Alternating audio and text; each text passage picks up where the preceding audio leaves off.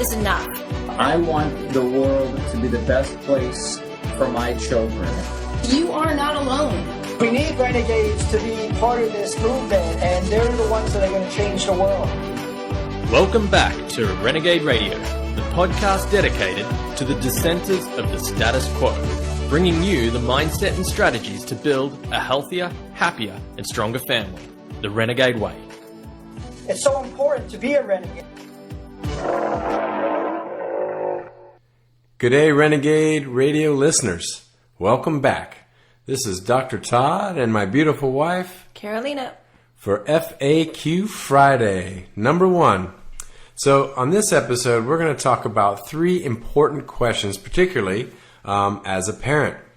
Our first 2 questions come from Xanthia in Gympie, Queensland. She is one of our wonderful new employees on our team and has a 16-month-old, relatively new mother.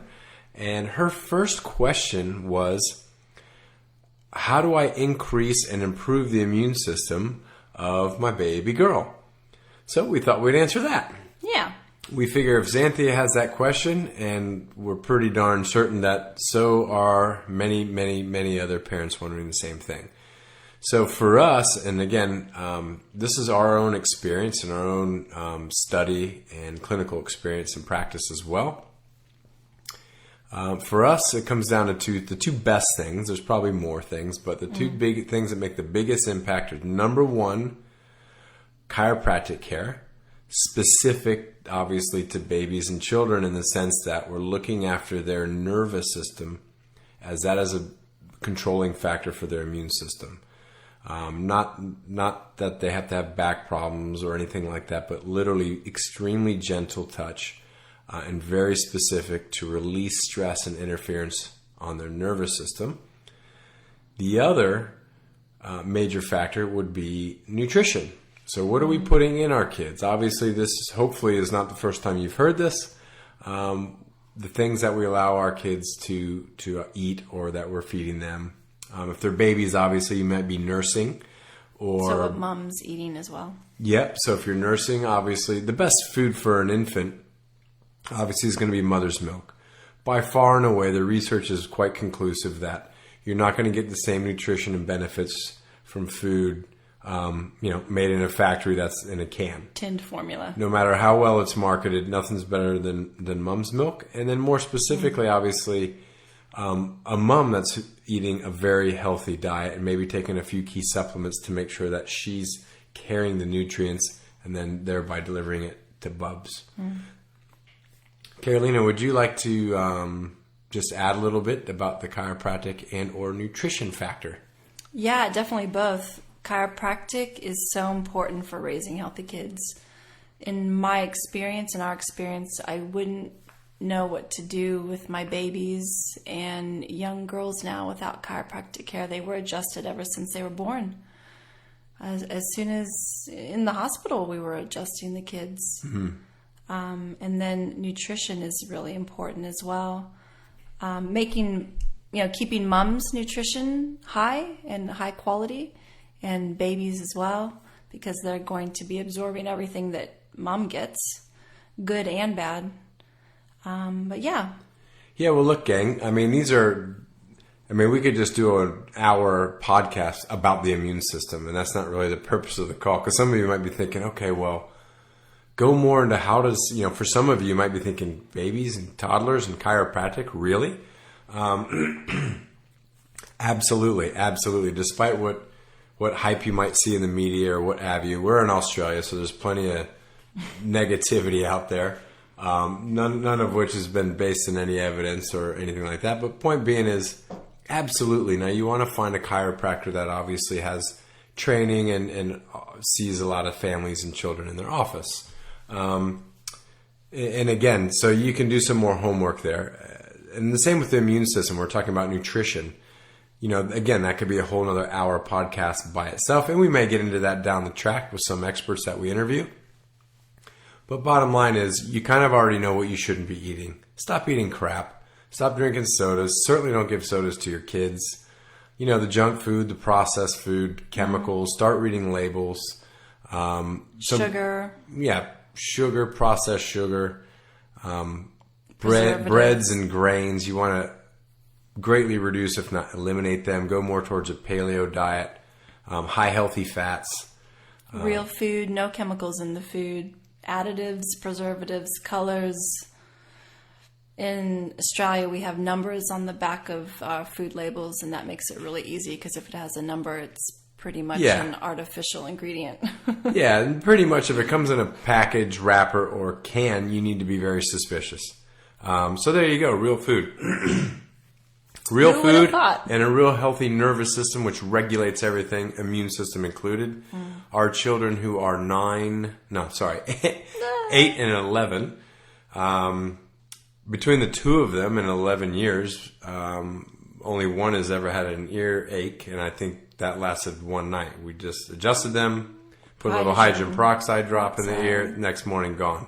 Neither of them have had a Panadol or antibiotics since birth. So there you go. That's been our experience.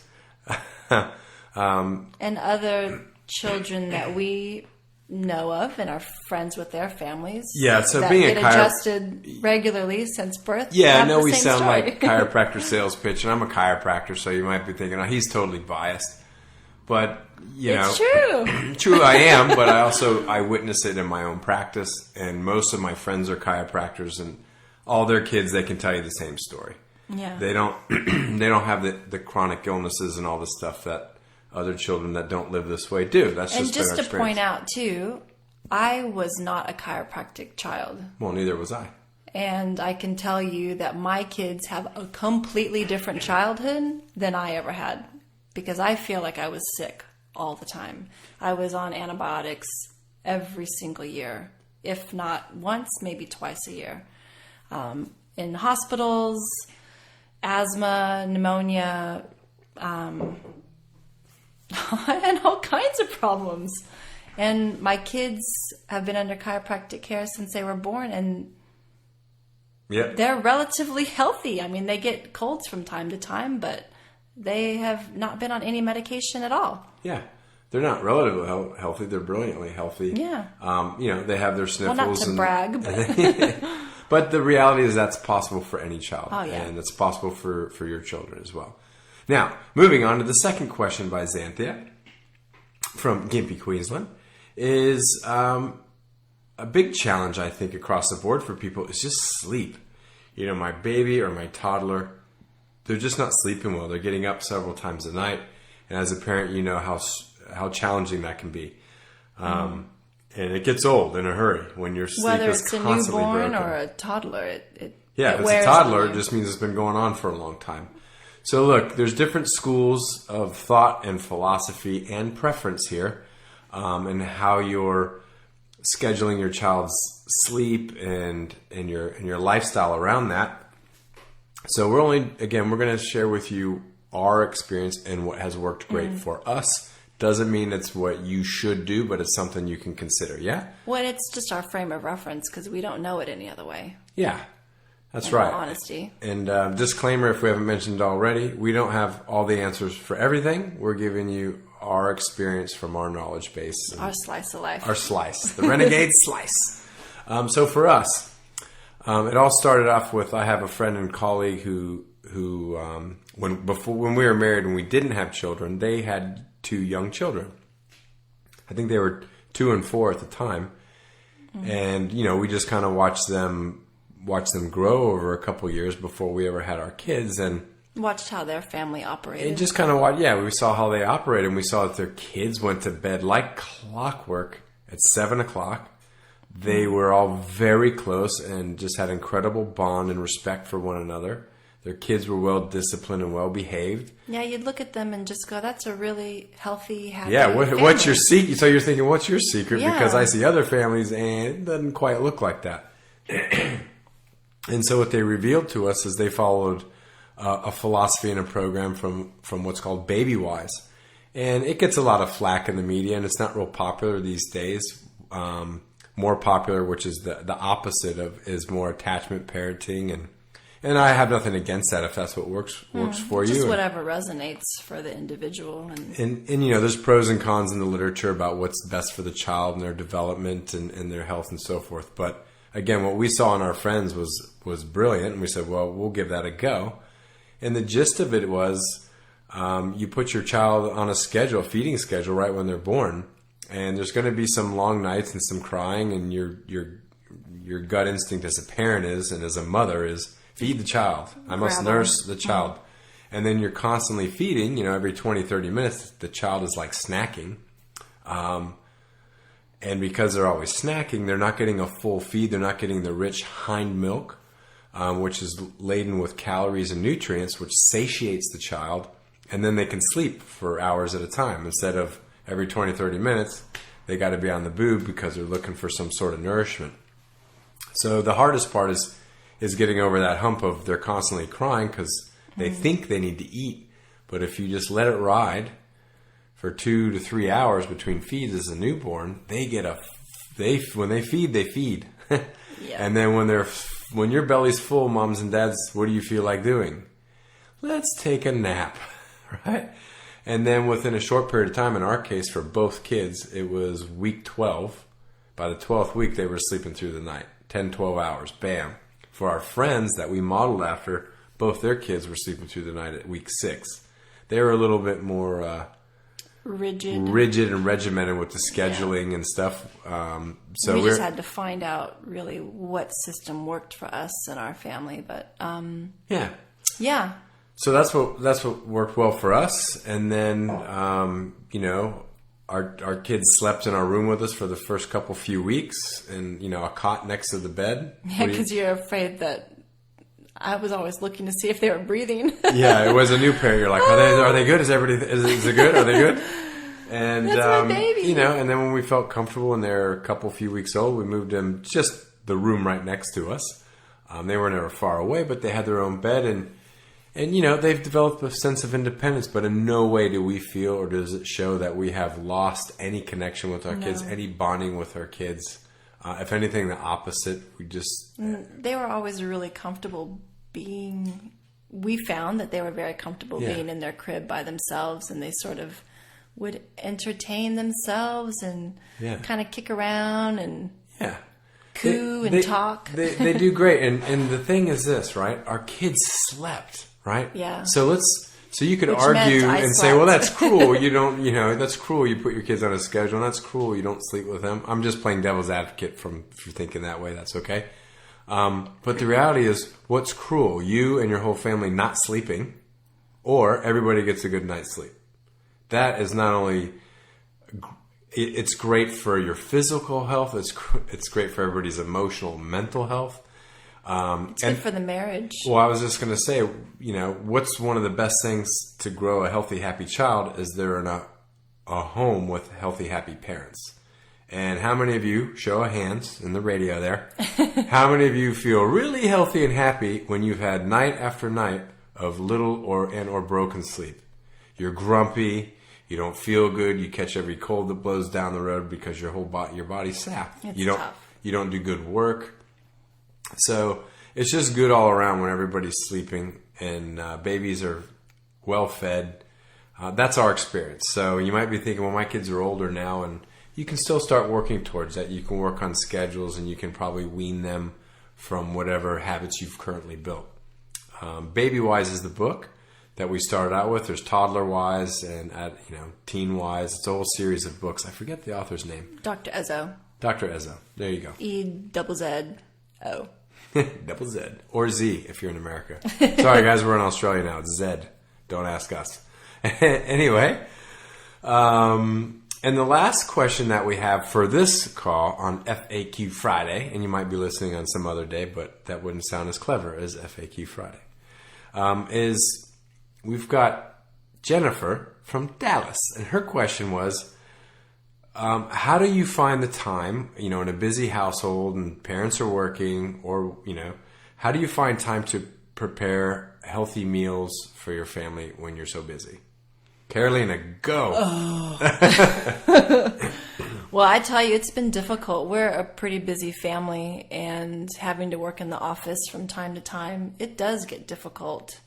But with the slow cooker, you can get meals done. I'm always thinking about the food that we're going to be consuming throughout the course of the week in our home. We have a huge deep freezer downstairs full of organic chooks and lamb and... Sorry, folks that don't live in Australia. Chook is Australian Chicken. slang for chicken. What the hell are they eating over there? Yeah, we've got a lot of meat downstairs. What did he call me? In the deep freezer. But, our nutrition in our home is really a priority for me. And I take pride in making sure that our family is well fed and well nourished. Because going back to the immune system, it's Yeah, I'm going to interject there. You just hit a key, Carolina, that I think the listeners need to understand is healthy food is a priority. Right? Watching a TV show, not priority. And, we don't watch any TV. Oh, that's another episode. We'll save that one.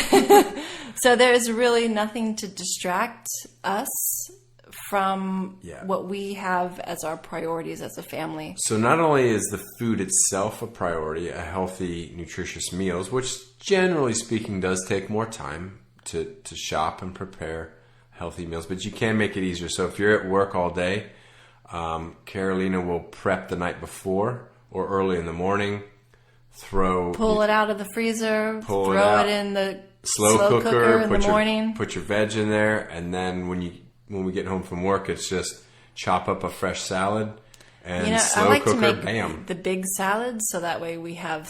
You probably don't know this, Todd, but if I make a really, really big salad, we have the same salad for days. What? And then, just making really quick salads, shredded shredded carrot and beetroot salads. Quick red capsicum there's so many resources. Salads. Yeah, there's resources ad infinitum, however you say that. In abundance. There's every cookbook you can think of, paleo cookbooks, recipe books, healthy meals made tasty and simple. And if you don't have books or want to deal with books, there's this new thing called the Google. And you can Google quick healthy meals, quick paleo, it's all there, but that's what we do and it works great. But you really have to make it a priority. It's not going to just fall into your kitchen and fall onto your table and in your kids' lunch boxes. You've got to make the time. And in order to make the time, you've probably got to shut off your Squawk box because that's a big time sucker. But we also make the prep of the meal and the sit down and eating of the meal as a family affair. Our kids are a little older now, so they can contribute. They can help wash up dishes. They can help chop up stuff for the salad. And then that's a part of our healthy routine as a family is then we sit down and there's no phones, there's no computers, there's no TV. We might have a little music in the background and that's it. And we have... What kind of music, Todd? Well, I'm a big fan of the old school Lionel Richie station. That's my meal music. And I'll just have to say that our 8-year-old will don't embarrass me on the podcast radio here. Anyway, say me. Hey, that's between you and me. But that's really important, and that's one of the things we feel has lost. One of the traditions that used to be, commonplace in families is dinner time is family time. We don't put food in our lap and sit on the couch and watch some mindless TV, and we're not looking at our phones, checking Facebook, and that stuff's, if you let it, that stuff will dominate every second of your life, and what's going to suffer are the things that are most important to you. Exactly. Your family, your health, etc. So make healthy eating and sitting down with your family, make that the priority. If you're going to neglect something else. Let go of something else that takes up your time. That's our suggestion. Okay, that's what's worked well for us, and we're happy most of the time. So those are our 3 questions for today on FAQ Friday, and we hope you got something out of that. If you love this, please share it with your family and friends and who may have similar questions. And you can send your questions to us as well. Yeah, please do it. FAQ at therenegadefamily.com. FAQ@therenegadefamily.com. We would love your questions. Please send them, and we will do our best to answer them on a future show, either Carolina or myself. Or, depending on the questions and who our guests are, we'll have one of our guest expert speakers. Maybe they'll answer your question. Ooh, yeah. You know, somebody with way more street cred than Dr. Todd and Carolina, which is few and far between, but they're out there, and we'll bring them on the show. But love and appreciation. Thanks for tuning in. This is Dr. Todd and Carolina. We'll catch you next time on Renegade Radio. Bye. God bless. I love you, Daddy. We're counting on you. My mom is a renegade. Thanks for tuning in to Renegade Radio. If you haven't yet done so, please subscribe to us on iTunes and leave us a rating and review. Also, like us on Facebook at facebook.com/TRFTribe. Please email us your questions for FAQ Friday, and we'll do our best to answer them in a future show. Simply email us at faq@therenegadefamily.com. If you got value from this episode and know someone else that would benefit from it as well, please share it with them. Changing the world is going to start in your house. This is Dr. Todd, and from my family to yours, we wish you all the best. God bless, and we'll catch you soon. Renegades, man up!